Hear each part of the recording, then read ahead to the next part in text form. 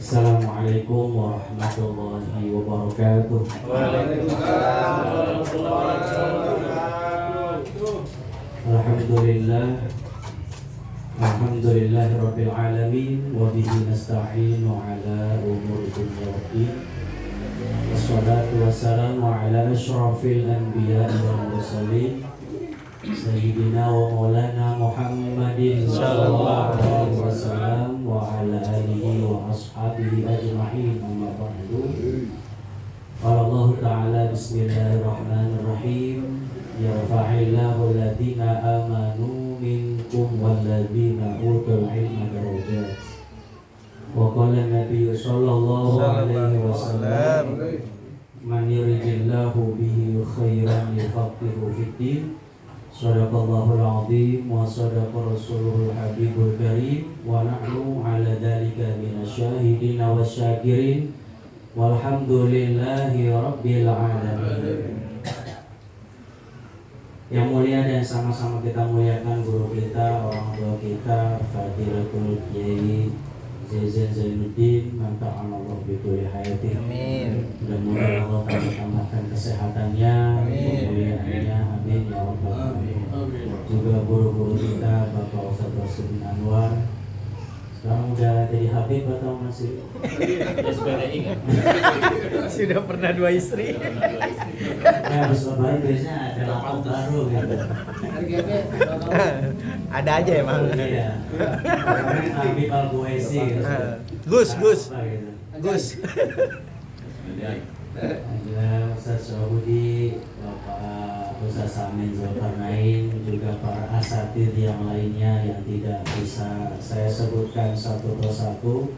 Mudah-mudahan guru-guru kita, orang tua kita disehatkan badannya, dimudahkan segala bentuk urusannya. Amin. Ya rabbal alamin.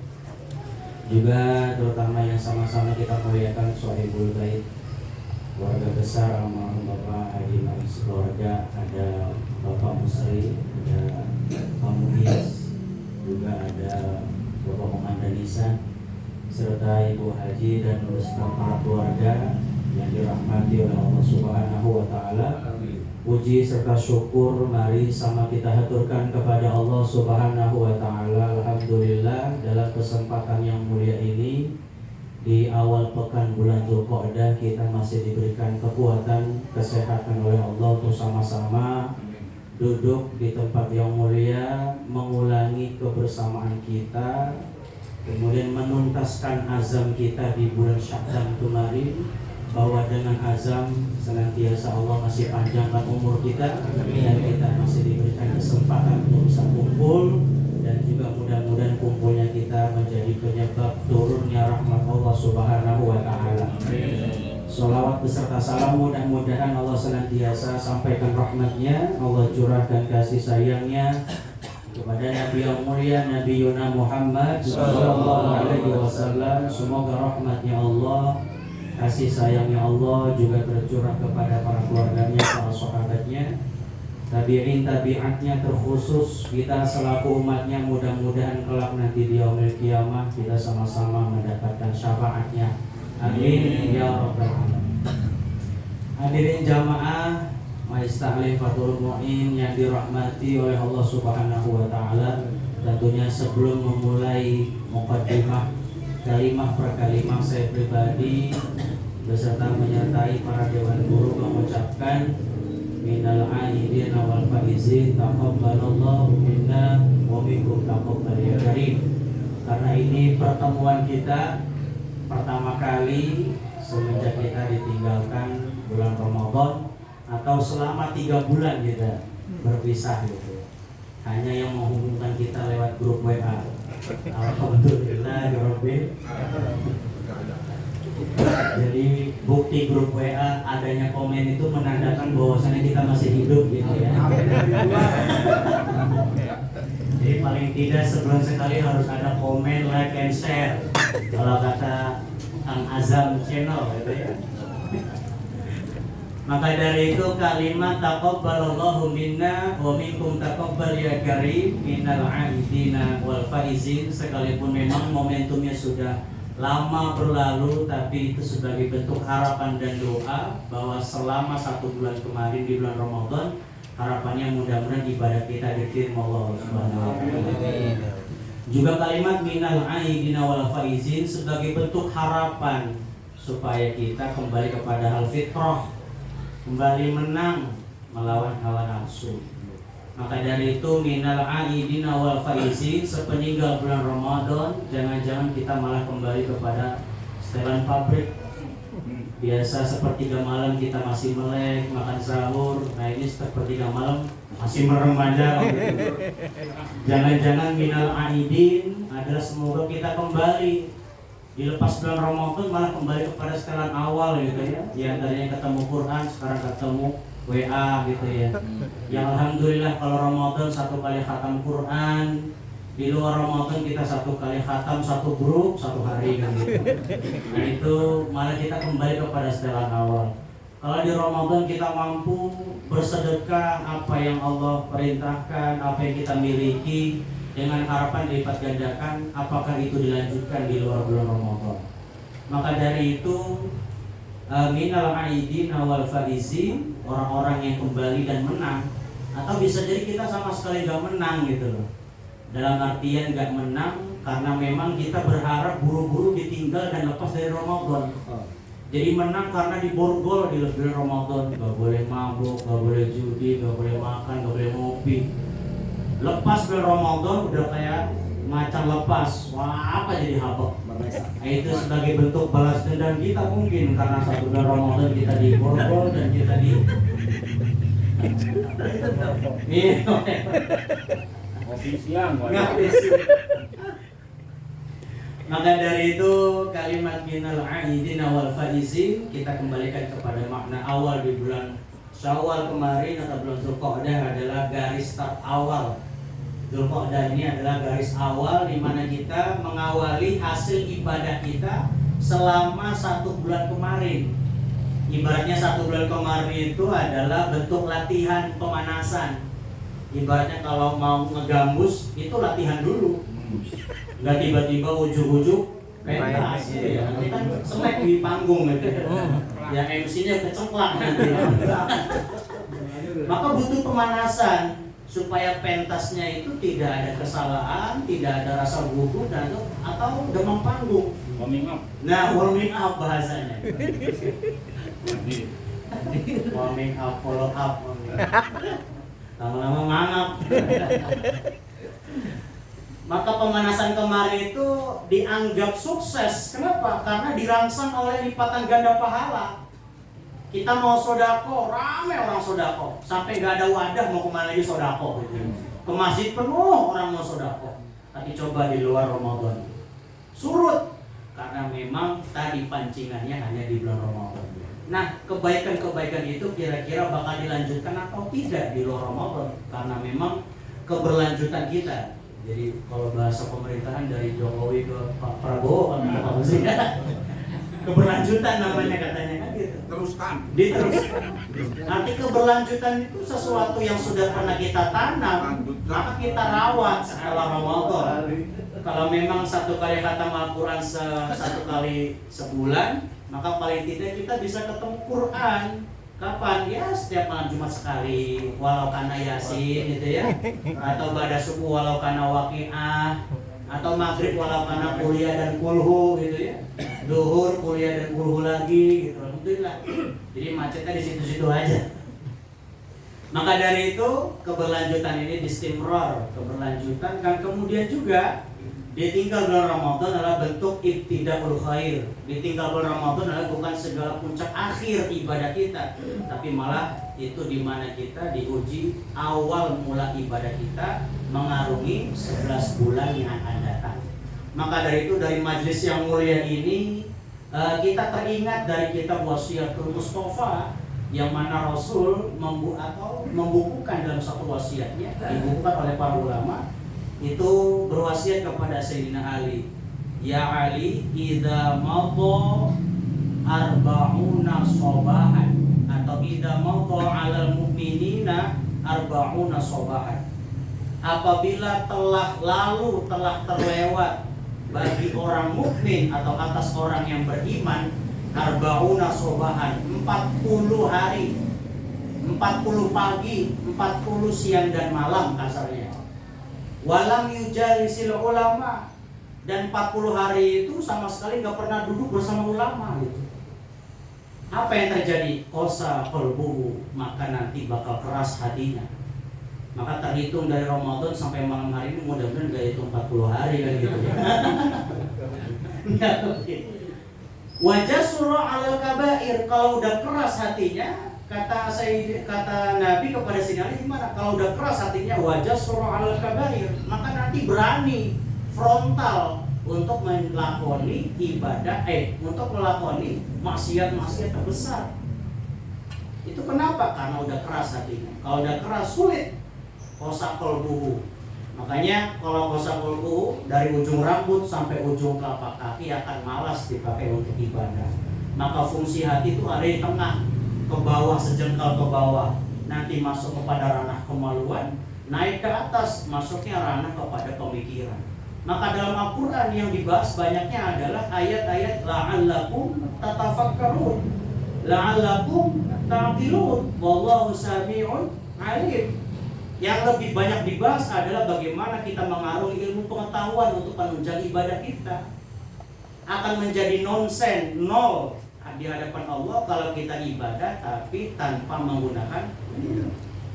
Gimana kata Tuhan saya Abdul Qadir?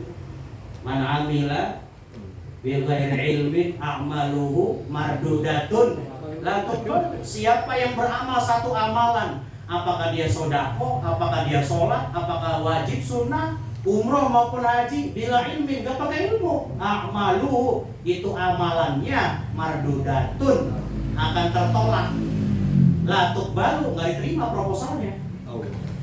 Ini kasarnya ngajuin proposal gitu ya. Proposal apa? Proposal ibadah. Ya Allah, nih ibadah saya, sholat, zakat, puasa, haji.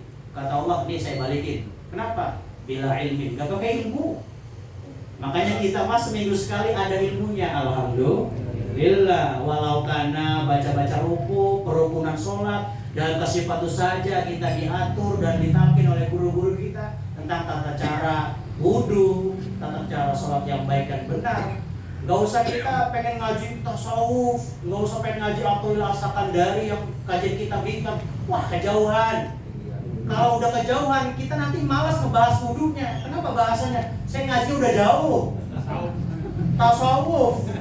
Sedangkan tasawuf itu harus melangkahi dari tangga syariat gitu. Syariatnya udah clear, udah benar. Wudunya, tayamumnya, bersucinya, sholatnya, zakatnya, selesai. Baru naik kepada toriko. Wong kita mah syariat belum kelar, belum beres udah pengen masuk toriko. Nanti ujung-ujungnya, Pak udah sholat, udah sambil merem juga saya udah sholat. Itu gara-gara apa? Orang yang udah terlanjur lewat ngajinya, kejauhan. Kalau ngopi emang butuh jauh. Ya butuh jauh kalau ngopi itu. Apalagi kalau shot 3 ya, harus jauh ngopinya. Makanya kalau orang yang kalau orang yang saklek bisa dibuktikan itu karena apa? Wawasannya, ngopinya ngopi saset ya, gelasnya gelas plastik. Akhirnya dalam menyikapi perbedaan pendapat dia kaku, ini salah, ini nggak boleh, ini haram, ini layajuz, semuanya nggak boleh. Kenapa? Karena dia tidak membuka khazanah keilmuan yang luas. Karena yang dia buka ya hanya di tempat-tempatnya saja. Makanya kita gak usah aneh, banyak sekarang orang yang udah candu ngaji kepada 1 menit. Di mana? Media. YouTube. Orang cuma mengambil ilmu 1 menit dipakai bertahun-tahun. Makanya sekarang orang ngaji itu dibungkus dengan apa? Dengan media. Media materi yang 2-3 lembar dipadatkan jadi 1 menit. Apakah dicepatkan, apakah mediasi durasinya dipercepat supaya 1 menit. Jadi orang tertarik, wah ngaji 1 menit nih, enak dibanding ngaji di Fathul Muin 2 jam, ke koser aja udah gak kuat itu. Apalagi kalau udah ada jadwal timnas, wah bubar. Makanya ngaji mah itu butuh apa namanya? Butuh niat yang terus ikhlas. Yang ngomong juga sebenarnya bukan orang yang paling ikhlas, sama juga kita sama-sama belajar, kita sama-sama menimba ilmu kepada guru-guru kita.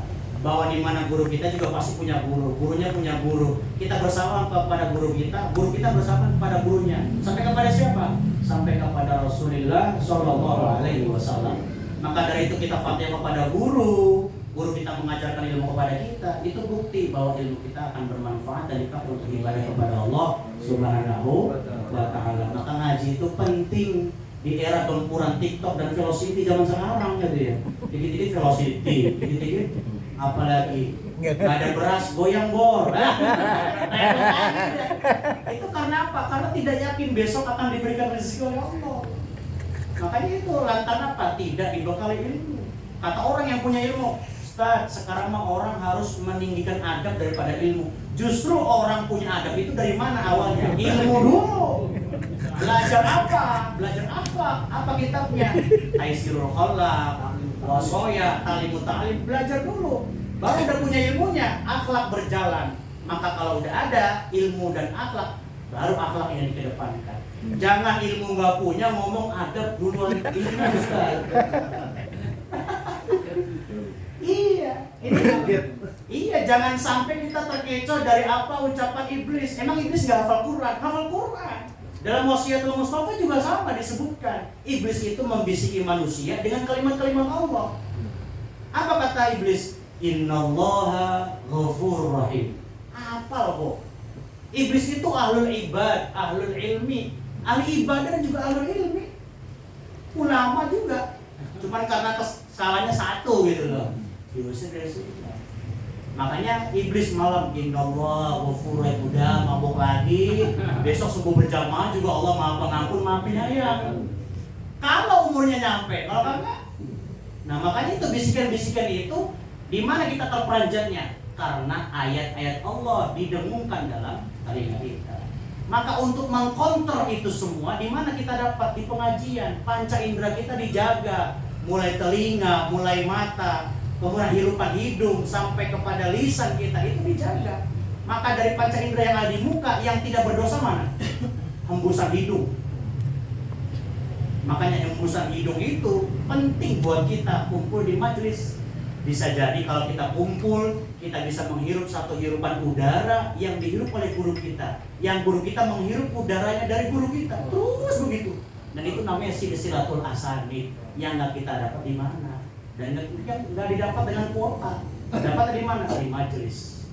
Maka dari itu, kalau kita mengarungi dari apa yang kita miliki mulai ujung rambut sampai ujung telapak kaki, maka kita memiliki potensi maksiat itu terbesar dari mana? Anggota badan, diantaranya mata, telinga, lisan, perut, kemudian kaki, tangan sampai kemaluan. Sekarang dari hati ke bawah itu maka ada kemaluan. Kemudian dari hati ke atas ada mata. Yang kalau laki-laki nih, kalau laki-laki berarti sama-sama memiliki dua bola. Kalau atas berarti dua bola mata, kalau ke bawah berarti dua bola pingpong. Iya, kalau kita bermaksiat lagi berdiri, atasnya melotot, maka bawahnya juga akan terangsang. Tapi kalau kita pakai sujud, coba bola mana yang paling tinggi kalau dipakai buat sujud? Bola mata apa bola pingpong? Bola mata. Nih kita lagi sujud nih. Sujud. Itu bola mana yang lebih tinggi? Bola pingpong. Maka dari itu tadi menjaga dari mana? Dari majlis-majlis ini. Memang ngajinya gak seberapa kita ini. Mungkin ada di antara kita yang dulu pernah ngaji, pernah nyoret. Kasih foto saja, ngajinya mandi lagi, wudu lagi, jangan begitu. Justru dengan muroja'atul kutub itu kita akan diperkuat. Makanya kita kata Imam Ash-Shatibi gimana? Kanal ilmu fis sudur. Dulu ilmu itu adanya di hati para ulama karena belum ada cetakan, belum ada fotokopian, belum ada tulisan, belum ada mushaf. Summan taqalla ilal kutub, beralih kepada era Abbasiyah, mulai turun ada kertas, ada tinta, beralih kemana? Ke kita. Dari Abbasiyah muncul ke era sekarang 2025, summan taqalla ilal YouTube. Baik. Betul nggak? Iya, jadi ilmu itu asalnya fisudur dari para kiai, dari para sahabat maaf. Dari para sahabat mengambil ilmu dari mana? Dari Nabi. Ditaruh mana? Di sudur, di hati. Gak ada media dulu, belum ada pulpen, belum ada spidol, belum ada rekaman kayak kita sekarang, belum. Jadi talaki modelnya sorogan kalau di pesantren. Jadi apa yang disampaikan Rasul diserap, dihafal, disampaikan kepada keluarganya. Terus berkesinambungan sampai era dinasti Umayyah. Baru di era dinasti Abbasiyah ada kitab, ada lembaran, ada tinta, mulai itu suman taqolail kutub. Karena pengetahuan manusia, para sahabat, para tabi'in sudah mulai berguguran karena medan perang. Udah dibukuin aja, dibukuin. Kemudian hilang kapan? Perang salib, kitabnya dibuangin. Kemana itu? Ke sungai, ke laut. Yang sampai sekarang lautnya menghitam karena tinta di era dinasti Abbasiyah itu memudar. Karena kitabnya dibuang, disalin ke dalam bahasa Inggris. Maka sekarang Islam itu seperti masuk ke era kegelapan kembali, padahal dulu pernah masuk era kemajuan. Maka dari itu, karena ilmu fis sudur, awal ilmu itu di hati, sumantaqala ila kutub, beralih kepada kitab, masuk perpustakaan, ada kitabnya, ada maktutotnya, ada tahqiqun nususnya.